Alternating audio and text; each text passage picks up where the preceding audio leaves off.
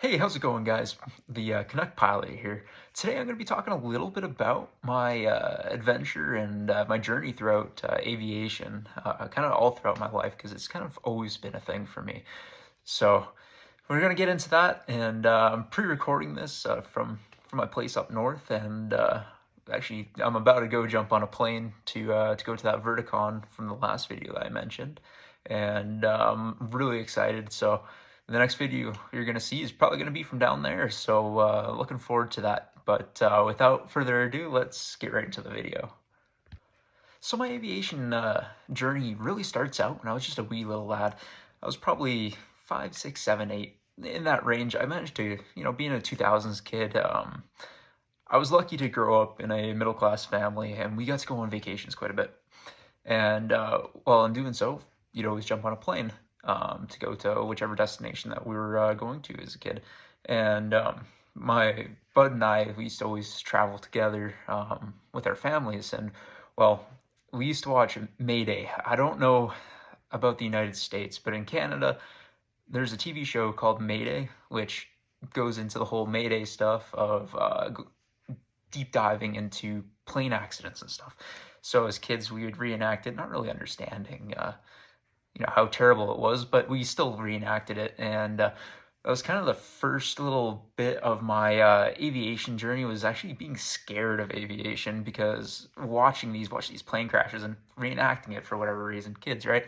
And so yeah, we'd do that, and every time it would be time to jump on the plane, I would not want to get on. My parents would drag me onto that thing, and it, it was a pretty negative first experience. But it was one of those things that, like, over time, like, kind of figured itself out, because, jumping on the plane meant I got to go on a vacation, and I guess that was worth dying for. So I really got over my fear rather quickly during that, the early years of my aviation career. And so then kind of went like that and kind of continued. So as I got into middle school, I ended up kind of getting more into the whole aviation side of things. It was less of a, oh yeah, planes are cool, and more of a, maybe I want to pursue something like this. And, in middle school, a lot of that was parents and teachers and stuff asking us what we want to be as a grown-up. And I was pretty torn between working for the Forestry Service, being a game warden or fishing for, however you want to state that, and becoming a pilot, wanting to be like an airline person, just kind of like those things as a middle schooler. And so I kind of like continued with that whole mindset going through middle school. And my best friend, still to this day, we're probably 8th grade, and he started showing me fighter jets. And I'm like, oh, this is kind of cool. These things are kind of cool. So we kind of make like a quasi pact together that we're gonna go into the Air Force, and we're gonna be fighter pilots together. And so I really had my mind set on that. Like, from that day on, I got rid of the whole fish and wildlife idea, mostly because you don't get paid much for that. And while it is cool, I'm a huge outdoors guy, it's not as cool as flying a fighter jet. So anyways, we kind of make this quasi pact, we're kids.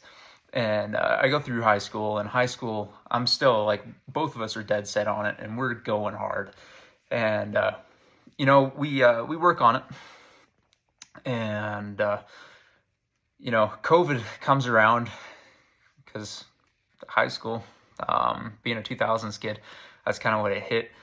We went into lockdown, and during lockdown, I had absolutely nothing to do. So I started playing video games, and flying in video games is the way that I got into it. Playing Grand Theft Auto 5 and Battlefield 4. Those are the two games I played religiously. I'd fly the helicopters, I'd fly the planes, and that's actually how I got into the helicopters. It's because before, I really liked planes and stuff, and then started playing these games, and I'm like, oh, helicopters are pretty fun. So I kind of really went for the deep dive into that. And so COVID continues, just kind of gaming all the time, because that's all you got to do. Kind of skipping school assignments and whatnot, because at the time they were like, hey, it's just a free break, because we went for spring break and we were done. there was no expectation really to even complete the courses that we were doing. The government essentially said it was, you're passing no matter what, sort of thing. But come like June, which would have been the end of our semesters, the government decided, oh hey, you got to do all your coursework and you're getting graded and stuff. So I know a bunch of other people, not only myself, but like, oh, I haven't really done anything this entire semester. So I tried to catch up, never really did. So my marks weren't great. And that kind of bit my behind going into my grade 12 year. And so still wanted to be a pilot, and I jumped on the whole military college. So we got in Canada a place called the Royal Military College of Canada. It's in Ontario. But anyways, I wanted to get into that. I was putting all my sticks, all my money into going to the military college, and so I tried as hard as I could, and unfortunately, I just didn't have the grades to get into the military college as a pilot, and I think probably even period. It's been a while, so I got really hit hard because that was what I wanted to do for the rest of my life. I wanted to be a fighter pilot in the Canadian military, and unfortunately, that happened, and I kind of got stuck not going to college right away. And so didn't go to college like what all my other peers were. I decided to go back to school, actually. And I spent an extra year kind of just upgrading the classes that I wasn't great at, and getting my GPA up and working the odd job sort of thing. And I applied back to the military college and tried going through the process again. But unfortunately, they weren't looking for pilots. And once again, I was dead set. I wanted to be a pilot. And so during that time, I get the rejection letter. And, things seemed pretty bleak at the time. I applied to a bunch of other universities. I got accepted into a few. And but they just weren't things I wanted to do. Like, I was okay with doing aeronautical engineering, which didn't end up doing at the end of the day. But there's also other jobs like business. What else was there?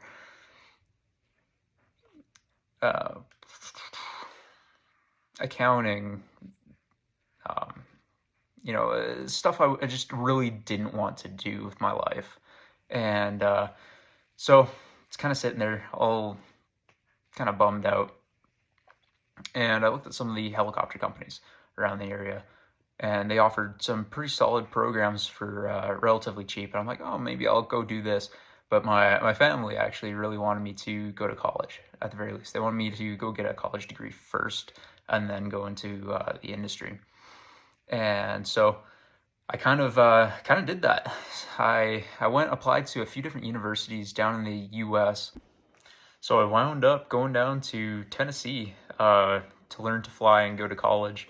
And so in doing that, I was lucky where I ended up with a 141 program that once I got enrolled, took me all the way through to getting my CFII. And so I graduated there, met amazing people along the way. I definitely recommend it if you're to do something like that. And so went back home in search of a job because usually when you get out of flight school, you're not getting a job right away. It's going to be a lot of applying for different jobs. And so I'm currently in that stage right now of my aviation career. I did my Canadian license conversions and stuff, which will be a topic in the future. So yeah, this is kind of where I'm sitting at, working networking, and trying to get myself further into the industry as a junior pilot. But so thank you guys for tuning in and listening to my rather long ramble. So yeah, like, comment, subscribe, do whichever. And I'll see you guys from Verticon.